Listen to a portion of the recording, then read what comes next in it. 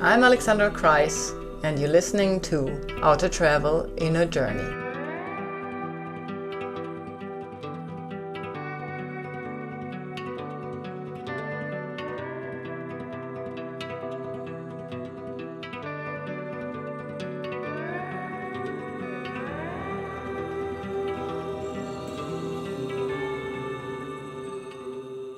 Hello and welcome back to my listeners. And I'm sitting down today with Ayse Dai.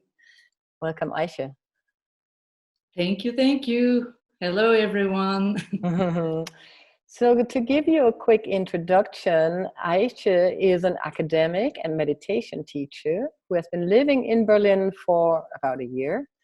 In her academic work, she researches, teaches, and conducts activism around women's health and sexuality on unnecessary medicalizations of women's reproductive services and neoliberal health politics.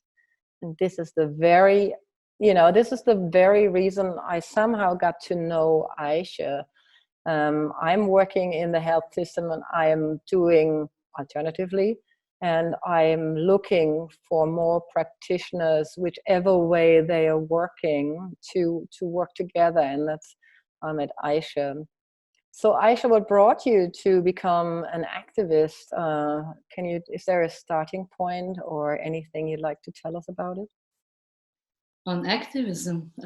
Not activism, but also the background that I just said. You're an academic, you're, very much for women's health, as I kind of said just before. So maybe you want to elaborate a little bit. Where does that curiosity come from? Yeah, the curiosity started in my graduate school when I was doing actually Human Development Family Studies program in the US, which is more like psychology, sociology mixed. But somehow I got interested in women's studies. I started taking classes. And then I took a course on reproductive health and technologies, and it stuck with me. I don't know why. Still, I'm exploring this women's health and how, and I got into it, and it still stays with me. But I did then research on feminist clinics in the US, which were established in the 70s, right when at the time when abortion became legal again in the US, 1974. So they were established around that time, and they were very inspiring to me because they were giving these non-medicalized care to women, like from a peer to a peer, to so-called empower women, but really give them this idea that reproductive health care is not actually a medical issue. It has medical aspects, but that we are not sick when we have to have or when we want to have a gynecological exam, when we need birth control, when we give birth or need abortion. None of this is in itself a medical issue, but it became medicalized, and then the doctors took power over the women, etc. So I really took on this and then continued with it to this day. Now I do more on healthcare and how it affects how when health systems change to I call it neoliberal health reform. So when they are reformed in a way that more is privatized, bureaucratized, and doctors become managers, and how it affects like abortion, birth control, and birth, all these things. What I hear you saying, or what kind of rises in me when you talk about, that about medicalizing women's issues, that we've lost the tradition of, raising women and girls in a way of being fond of their body and understanding what their bodies are and how they can trace what's going on with the body to really see whether the body is in an expression of health you know, and then, or whether it's not. But we have come to just manage all our issues instead, you know, like when we're suppressing symptoms. A lot of women have probably had an STI, you know, is that right? Like in sexually transmitted infection. Yeah, and a minor one even, you know, like, or they have UTI, urinary tract infection. And yeah, and we're medicalizing it instead of saying, like, what is the body trying to say that? Is that touching upon what the work looked like in those clinics in the US? Or It does. Of course, then, I mean, when I did the research, it was the 2000s, and that's exactly what I was wondering, how they were doing like 30 years after the women's health movement in the US and when they were first established, and then 30 years later, how they were navigating both the conservative backlash, because they were giving abortions, these clinics also, and how kind of the protesters were quite violent on the women coming, on the staff also. It took its toll. But also they had to navigate the medical system and all very interesting things. But it was still quite inspiring, and I took that inspiration, and I'm looking forward to actually now maybe having more clinics that are autonomous like this, with medical staff. With medical staff with hopefully feminist and also feminist consciousness, but also I would like to bring this, like, I mean, what you're doing, like what we're calling alternative, but they are ancient medicine, healing methods to the work. But in the US, I used to have a book, which is now in Turkey, I think. I'm here, but the book is in Istanbul. But I had found this book in a used bookstore, and all these non-medical recipes, herbal medicine, basically. And I used it for myself, and when sometimes told my friends. And I remember one time when my period didn't come for 40 days and I was getting more and more bloated, and there was no way I was going to be pregnant except Virgin Mary version. So I read in the book, and then I forgot the name of this plant, but it's like a nettle, but it's a stinging nettle, but what is it called? So I went to the little store and I got it, and then the woman was very nice, young woman. She said, but you're not using it for abortion, right? Because she said if people, I mean, might, but she said if you do, because it's going to bring the bleeding flow. And then she said, if you are, just, I mean, make sure also to get a follow-up. But she said people don't know because they use the drop with the oils, and that's not the way. This is the right, like the herbs. So it's really, I mean, there are certain things that we forgot and we are remembering. That have gone lost, between everything but not else. Completely, maybe. It's kind of, many people are maybe finding the traditions or remembering and relearning the traditions. I think more and more women are prepared to have like a more natural relationship to their bodies, and they find, so when they become pregnant, you know, this is the very kind of expression of nature that distinguishes us so clearly from men, you know, that we have the capability of giving life in connection with the men, of course, but we're carrying this, and it increases that sensation that we are women and that there is something special around us. And once we start acknowledging that, that's what I observe, is that we're noticing that we haven't been acknowledging it, but trying to take away everything that's blocking us to survive in this society, unless we wanted to become like mothers. I mean, there's still women out there who like to be like mothers of 7 to 14 children, you know, I know a few. And so they see that as a calling in a nice way.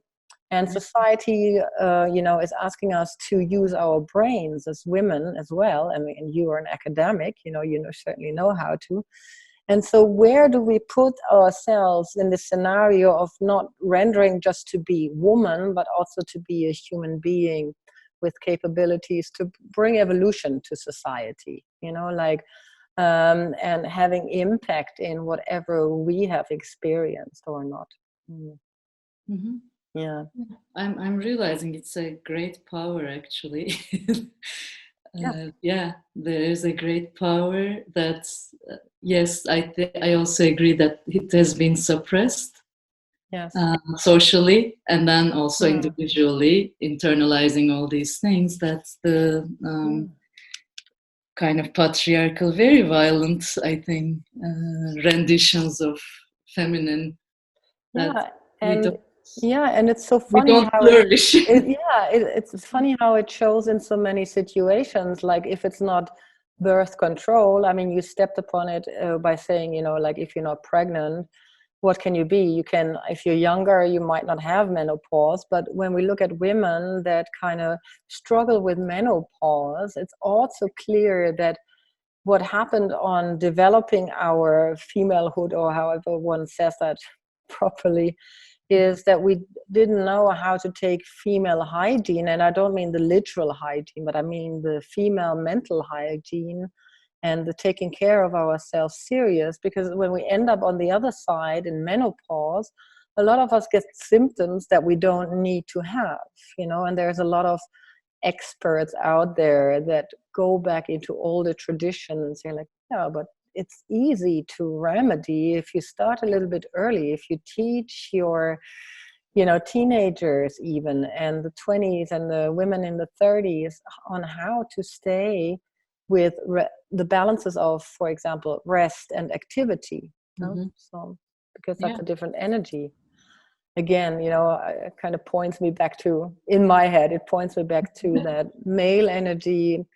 Men often need to do things to relax, and women need to rest to truly relax. But if we're constantly in the competition in our head, then we don't do that, because while we are resting, the men get things done, and then suddenly they're ahead, and then it means you're not being heard, and then But I also, I mean, like when I teach, or when we teach these things like women's studies, also something we mention, and I keep having sometimes these small discussions on Facebook. I had one on the Women's Day with a friend. But how, I mean, the masculine and the feminine is not equal to female and male either, so that we have these energies, both genders have these energies also. Yes. But yes, absolutely. How, like we said, like the world, for the most of the Western civilization, I guess, that dominates, has taken over, or maybe some other civilizations too, not just the Western, but has kind of gone with the one version of the masculine and to the expense of the other masculine and the feminine also. And having now spent a little bit more time than expected on this subject, because Ayse is, she is so much more than that. She is just a super loving soul that has gone through a lot of changes and travels. And you went to you lived in the US quite a while until you had to return to your home country. Is that right? Did you want to talk a little bit about your own history of travels and what travels? The modern day dervish. Yeah, so I was in the US for 19 years, and then my father became sick. First, my mother passed away in 2000, I think it was 9, and it was not expected. It was very quick, very traumatic. And then my dad's illnesses came to the ones existing and new ones came to the surface. And I have observed, this is a little parenthesis, that men have a harder time when the women leave before. whatnot, but not all, but a lot of men that I observed, at least in the Turkish situation. But my father became more and more sick, and different sicknesses and complications got worse. So first I went back, and then to take care a little bit, and then I went back for good and resigned from the US position. And that was 2013. And then my dad passed in 2014, but I decided to stay in Turkey, and I was going to set roots in Istanbul, where I'm from, where I was raised. I said, enough of US. I've done it. I lived, and I like being back in Istanbul. Crazy city, very good energy for me also. So I stayed, and my vision was to settle in Istanbul, set roots, but then travel around, but have home as Istanbul. That was the vision, at least, aim, hope. And then I got a job in a university as a psychology, actually, acting chair and faculty, whatnot. And then 2016, we signed the peace petition as 1,200 something academics. That was asking the government actually to stop the heavy-handed military occupation and operations in the southeast of Turkey. So we signed it, and it's called Academics for Peace petition. So what we were saying was these were too heavy, and there were human rights violations, and could you go back to the negotiations with the Kurdish parts, basically, etc. So 2 days after this, I signed, and each of us signed with a different reason. We are very different, 1,200 people, I mean, in Turkey signing something together. And academics specifically, including graduate students. But I signed it because I thought it was maybe the last option to scream or say something before full authoritarian regime comes through. And many people also did, and for other reasons too. But 2 days after the press release of Erdogan, our president called me and my colleague, and then we lost our jobs, and then many of my colleagues lost their jobs, and some lost their passports, etc. But what ended for me, so what that came to is, for a while I mean, fear came first, because there were colleagues who were arrested, taken under custody. We were told not to be in our homes the first weekend if the police comes and we're taken to custody the weekend. There's no judge, so you have to spend the weekend in jail.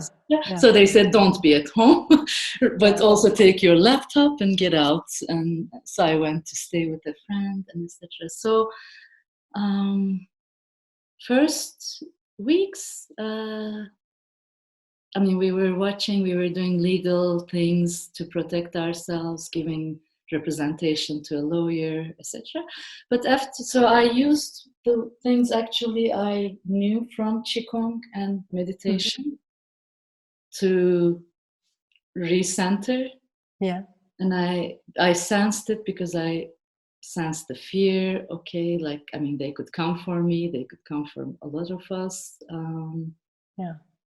And no idea how it's going to fare. So I settled a bit. It was very helpful. Were you aware at the time that if you sign a paper like that under the conditions that the country was in, that it could have such a big impact on your life that you might end up in prison for it? Or was that, while signing, was that not so much on your mind? No, I mean, I sensed, because it's the language of the petition was quite strong. So when I read it, I thought, okay, this could get me into trouble and this could cause trouble. I never imagined the level of the trouble and level of what happened to people, basically, but I sensed it intuitively. And then I just thought, okay, maybe, I mean, at most I could get a disciplinary action from the university or lose my job, but that's as far as I got. Yeah, wow. So that must have been quite a big shock to the system to be aware that, you know, once you're imprisoned, and there's many countries that once you get imprisoned, you don't know what circumstances you can be held under. That is still like one of the bigger truths out there.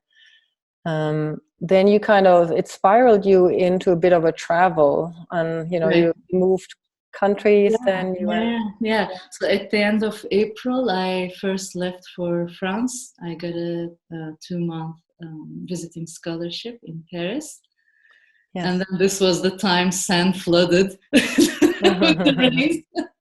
So all of us, we were taking pictures of flooded Seine. It was fun. And I love Paris.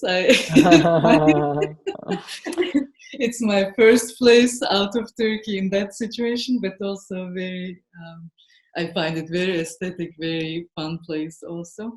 But first 2 months I was there, and then I was going to return to Istanbul. And in the meantime, through a friend's contacts, and again, something I did not imagine at all, I gave my CV and said, of course, I would apply. This was a position in Switzerland, Lausanne, but it came through. And again, I was, I mean, they might contact me, they might not, but they did. And I was surprised, and things moved quite fast. And I was going to come back to Turkey from Paris and then prepare and then go to Lausanne. I mean, shut the apartment, close the apartment, take another big suitcase, etc. And then the coup happened. In Turkey in 15th of July. So I decided not to go back, and I asked Lausanne, the international office, etc., whether I could get the visa from Europe and then come. So interestingly, I found myself out. I mean, I could have gone back. There was nothing on my passport. And I want to mention many of my friends also here. I mean, they were left in Europe when they lost the passports. The passports were cancelled. Those were more dire, actually, even dire situations that they couldn't, even if they want to go back. I chose not to go back and switched. But basically then France, and then Switzerland, and then here I am in Berlin. Where you received you didn't receive it here, but you had to go back to Turkey to receive the results of the consequential trial of what happened at the time. Do you quickly want to talk about that event, like going back to Turkey and, you know, going back to the hearing where you kind of... Actually, I didn't have to go to the hearing. Because mine was postponed. I was going to go, but before that, the government decided to give acquittals. So mine was one of those, like the file itself, without me appearing at all in court. The lawyer followed the case, and many cases were like this too, that some already got the sentences, and then they had to be kind of reevaluated and acquitted. But mine was, because it wasn't seen yet anyway, then it was a kind of a quicker acquittal. But I learned it on my birthday. It was also what a beautiful quite gift. Interesting. A nice gift. But I went to Turkey. So after 4 years, this past January, and I felt the nourishment of the land, of the people. As I travel in the world and internally and externally, I have this question of what's home and coming home. How do you come home to yourself and come home? And what is home? Is it related to a geography, a landscape? or do you carry it with you, etc. And I'm still, I mean, this is not resolved completely yet. I do know from this January also more that, I mean, Turkey has a different frequency for me. Yeah. And Turkey, I also call it Anatolia. I mean, with this ancient civilizations. And one day, I hope soon that in Turkey we will realize the multiculturalism of this, like the richness of this, instead of stupidly thinking I am Turkish, Kurdish, this, that we will not even currently, like from the Hittites, etc., all these civilizations that passed Byzantine, etc. Yeah. All these that we will see. So for me, there's something in the land that nourishes. And then there are other things here and possibly elsewhere also that will keep teaching me. Yeah, and as you say, I think everything is such a journey, you know, it's not an inner journey. I mean, my whole perception of not only the outer travel to initiate a different perspective on life, but the inner journey that I commenced with starting a yoga practice and then following yoga teachers. I always was in the misunderstanding of that there is a goal. And I think there is no goal, you know, because life expands and expands, and it's more an understanding and not so much a reaction, but a compromise of reacting and leading, you know, like that we have the chance to be like you, an inspiration for people, you know, like for women, and a very lovely meditation teacher to stay centered and with yourself as much as we, and so you have to react to circumstances that develop around us, like the circumstances with your family, political circumstances, and now we're in the middle of health circumstances, you know, where people are not really allowed to go and travel, and as we're in the middle of the coronavirus, I used to say scare, but I don't know what to name. Momentum, maybe, you know, so renewal, maybe. Renewal, yes. Cleansing, maybe, I don't know. Whatever. Yeah, and that is a true goal, to become more and more centered. Do you find that as well? Instead of feeling that we can create something and then just sit with that created thing, like for some people it's just having a household and a family and a dog and a job, and whenever we do that we start to shrivel. We get fixed mindsets, and we get lost in the masculine more than in the feminine, which is like creative. We need to hold both equally in our beings, and that to me is the inner journey, you know, through the different techniques. Yeah, definitely. I like the words, but not only the word, but responding instead of reacting. So, like 2 days ago, I felt very tense. Was it 2 days ago? Like before Merkel made the statement. Yeah. I don't know if I sensed the tension or I was already tense and sensed it, whatever happened. But then I was thinking, okay, like, what's my desire? Where's the fear? What's the desire behind it? And I've been listening to Tara Brach, and I saw we looked at the same link of creating a home retreat. But I listened to her, one of her talks on desires, and I can send it to you. And I want to re-listen to it and do a little more of the meditations she did with the crowd when she gave the talk. But very interesting that when she says, okay, so look at the desire, of course, hopefully without judgment, to see actually what is beneath it, and then go a little further, little deeper, little deeper. And then she says, till you come to the real longing. Yeah. which is actually something that is really loving, and it brings love back to yourself. And I love the way that then she put it too, because it's something actually that you are missing, or you think you are missing. You sense that you are missing. Yeah. And it's a call for that. So when I had this tension, and then I thought, okay, like, what am I desiring? What's the problem here? Okay, I want control. I guess apparently I kind of, this situation is getting out of control because people are toilet paper needy and whatever that is. Before we didn't know there was water to clean ourselves with. We just believe in paper these days. No, I mean, my friends and I, we laugh because I mean, I use soap actually more anyway, not the liquid, the solid soap. And then we thought, okay, I mean, people were not using soap before, like, what's the scare? Or not using toilet paper, whatnot.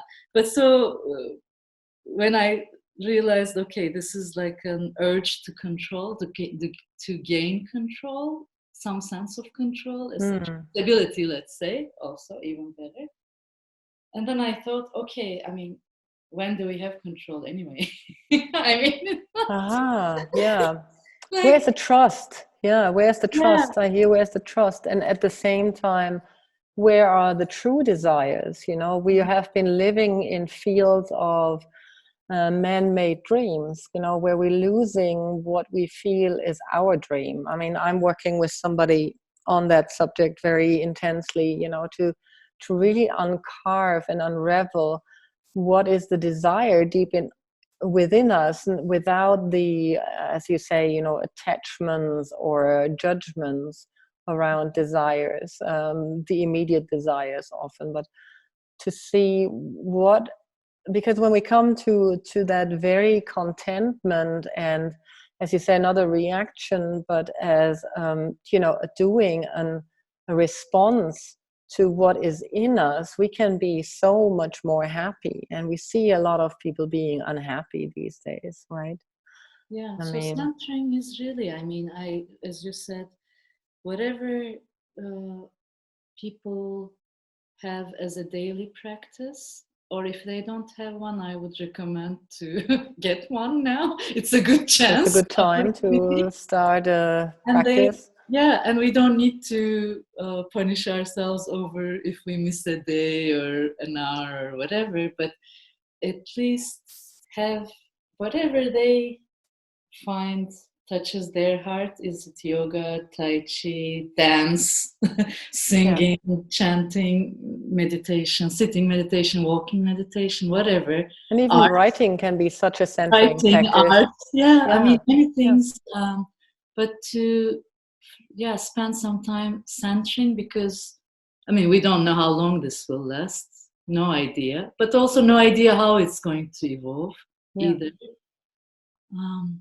So just to, I guess, stay centered, and as they say in that humorous thing, stay calm, like nothing is in our control, just stay calm. Yeah, stay calm and, you know, continue. And meditate and center yourself. And well, thank you, Ayse. That was a beautiful conversation. I hope everybody else did enjoy it. Did you? Thank you as well so much for the opportunity and for your good service to the whole, to women, to the feminine, to everything. Is there a place that you would like to announce to the public where they can find you in case people want to catch up with you and maybe, you know, help you with projects or have a project for you? Is there something that we can leave to the public? Yeah, sure. I mean, I can give my email, which we can also put in the podcast, and if they Google me, they will also find it, of course. And I'm aiming to make a website, but since it's not there, but also if they would like to join the meditation classes I give, and it's very fun classes. I have the link, and I will put this all in the description of the podcast, so people can follow up. If you're in Berlin and you want to be with this calming lady. Spending time with you always is so heart-centering for me. So I highly recommend it to see her. And yeah, thank you again for coming, and we leave everything else to our curiosity. Yeah, to the comments. And to the comments. Thank you for listening, everybody. Ciao, ciao. If you enjoy listening to my podcast, please consider to become a patron at patreon.com/alexandrakreis and pledge your donation.